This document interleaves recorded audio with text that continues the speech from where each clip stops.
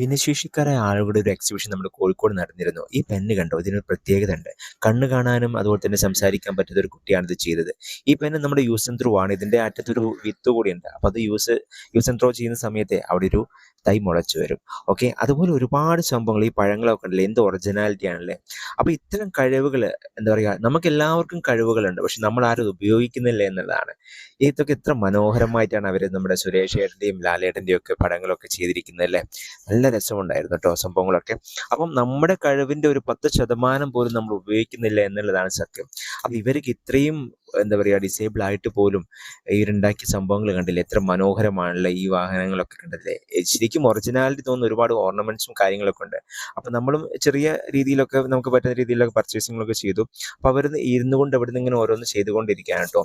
അപ്പം വളരെ ഹാപ്പി ആയിട്ടാണ് അവർ ഓരോ സംഭവങ്ങളും ചെയ്യുന്നത്. അതാണ് എന്നെ ഏറ്റവും ആകർഷിച്ചത്.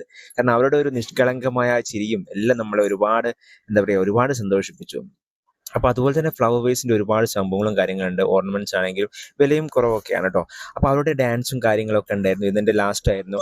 സോ ഇത് കണ്ടപ്പം വളരെ ചെറിയൊരു സങ്കടം കൂടി